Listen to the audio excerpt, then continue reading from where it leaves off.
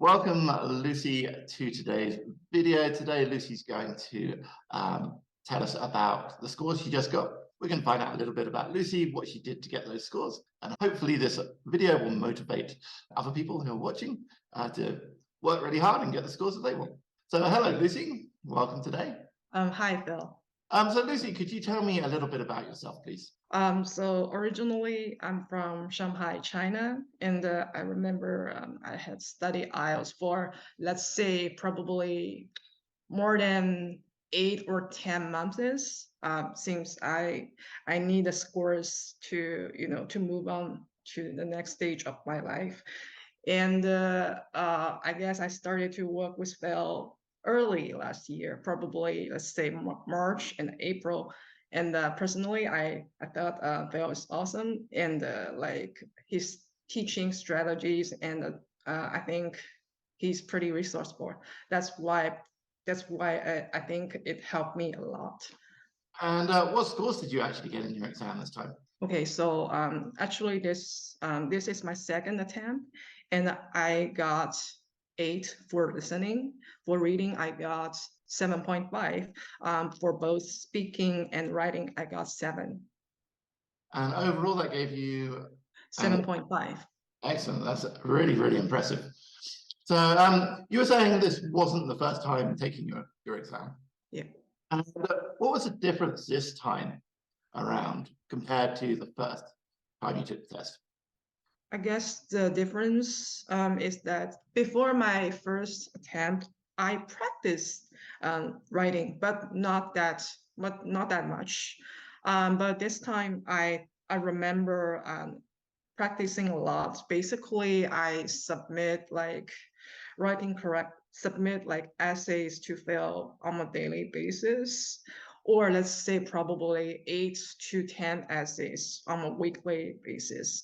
And also I took listening more seriously because labeling the map was always, my struggle. And I really didn't do well. I missed when I did my first attempt. But this time, I just applied all the strategies that I was taught by Phil, and I practiced a lot. So it did help me get the scores I need. Do you think it's really important to get the feedback on your writing rather than just writing lots of essays? Because I know a lot of students will just write lots of essays, but they're not getting feedback. I think feedback is crucial because if you just sit here write tons of lots of essays by yourself, you are not getting feedback. Nobody's gonna telling you like what mistakes you are making. And because I'm saying this because you need professionals to check your writing so they can tell you what are your key mistakes, and what should you do to improve. And I know, like for Phil, anytime I have questions, Phil would always, give me lots of resources.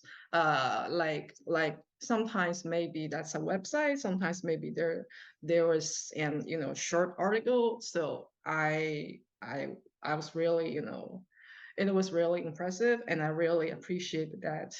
And I think it's pretty important for you to practice speaking. If you don't have somebody to practice with you, it's fine. You can always record yourself, and then just listen to the recording later, because it's gonna tell you like what are your let's say what are your key mistakes, like if it's pronunciation, if it's like plural or singular, if it's article. Yeah. And let's say for the writing, what were your key mistakes with writing? What did you do to fix them? The key mistakes, I guess it's just plural, singular, and sometimes I didn't cover all these. My answers were not comprehensive enough. Plurals, because I remember like those first essays, they had a lot of plural mistakes and articles, and I know this is the same for many students. They really struggle with this. What did you do? Because by the end, your essays were very accurate. So what did you do to actually kind of fix these mistakes? Like I mentioned before, You just have to practice, and you really need to take that seriously. And I think it's gonna take you a while to fix these mistakes. When I'm saying fix, it's not like you 100% you get rid of it, but you just reduce the chance you make these mistakes. Like I know I'm still making these mistakes because I don't know why. Maybe my brain get used to that. But I do see, like, before it was like, let's say 50%, but now it may be 20% or even 10%. I thought it's good, but you have to practice, and you need to be very honest with yourself. And you need to constantly remind yourself that, okay, this is wrong, I'm gonna do this. Or if you cannot remember, it's easy. You just Google it, use these websites. Like I use Phrase It because Phill recommended it to us, to all his students. And also for if you really struggle with vocabulary, always check the dictionary. So I think it's pretty important.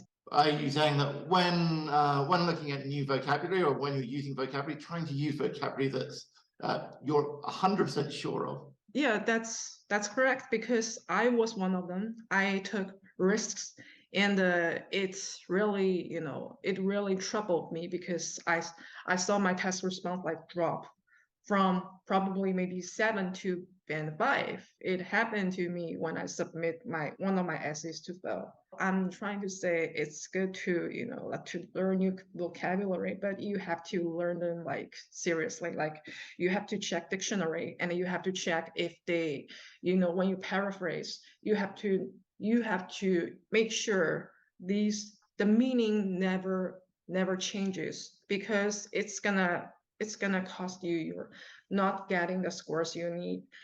So I think it's pretty important. And what advice would you give students who are studying for the exam now? I think it's pretty simple. If we're talking about preparation, it's just you have to spend some time.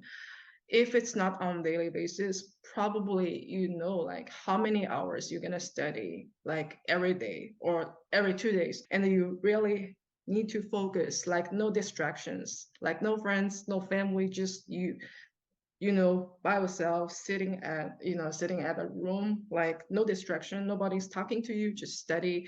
And also you have to be patient, and when you get your feedback, just don't take it personally, because I know sometimes it just points out your mistake. It's pretty frustrating because you see all these corrections or whatsoever, but you have to know they were these things. They were gonna help you get the scores you need, and you can really move on. You can move on, and you don't have to face that once again. So I think it's pretty important for you to be determined and always believe yourself, like you can do it, and practice, but use the correct strategies. On your exam day, make sure you bring your own pencils and erasers. The reason I'm saying this is because, yeah, centers, they may provide these to you, but when you ask, they give it to you. What if you are writing? Time goes fast. So if you have your own pencil eraser, you don't have to ask, you don't have to wait, you just keep writing or whatsoever. And remember to use bathroom, because you are not allowed to move until the last 10 minutes when you are doing your writing. So, and try to relax and eat something before you start to take your test, because if you don't eat something, sometimes your brain, they may don't work properly because you may feel hungry. Perfect. Well, thank you so much for that advice. Congratulations once again, Lucy. I think you really deserve these scores. I know how hard you worked. We did a lot of work together, kind of almost every single day, and you put in a huge amount of work, and I'm so happy to see that it's paid off for you. So best of luck to you in the future. Thank you. I'll talk to you soon.